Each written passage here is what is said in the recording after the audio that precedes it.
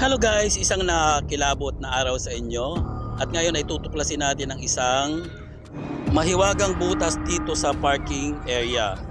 Matagal na tong parking area rito at hindi pa rin matapos-tapos kung anong sa kadahilanan. Ang butas na tinutukoy ko ay dyan sa may gitna ng building na yan at ngayon ay makikita natin yung mga tray or basura dyan sa labas, mga pakalat-kalat. At ngayon ay lilibutin natin ang buong building na yan or buong parking area na yan para makita natin kung saan ba talagang entrance niya.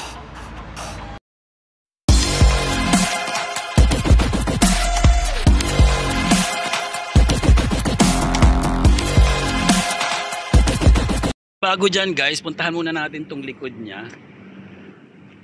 So ito kasi yung nasa harapan. Tingnan natin sa likod kung mayroon din bang butas. Kasi doon nagsusulong butas, baka yun ang pinaka-entrance. Bakit naman hindi matapos-tapos to? At may entrance doon na napakaliit. Para saan lang yun? Ayan guys, nandito na ako sa may likod. So ayan, oh, sarado rin siya. So ayan, ito nga ay isang parking. So ang lugar na to ay isang parking. Ayan o, kung makikita nyo, ayan o, yung pinakataas nito. So hindi pa rin siya natapos.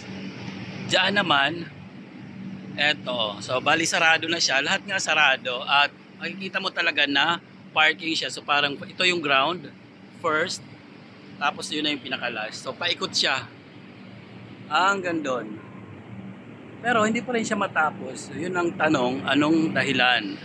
So ngayon, pupuntahan natin yung butas na yon at bakit may butas doon. So yan guys, balik tayo.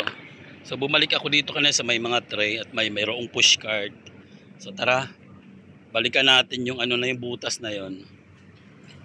So doong side na yon yung butas. So puntahan natin.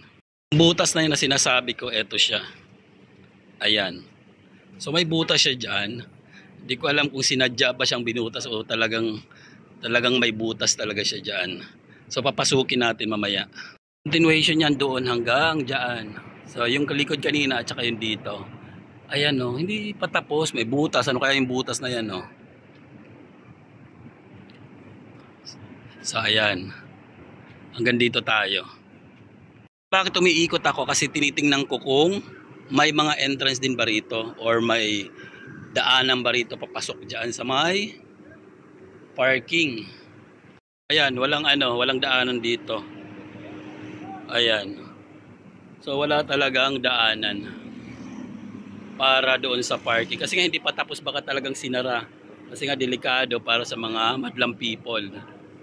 Yun, balikan na natin yung butas na yon at tingnan natin kung ano ba talaga ang butas na yon.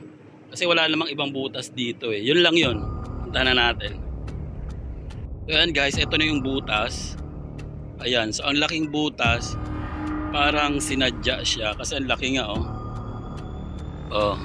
So siguro dito yung para sa tao lang, entrance papunta dun sa may loob. Pero dun sa may entrance sana sa may sasakyan, hindi pa siya nagagawa. So ayan, silipin nga natin. So ayan guys, nasa loob na ako. Medyo nakakatakot kasi parang may mumu, mamaya may makita tayong mumu dito. So ayan, nakakatakot.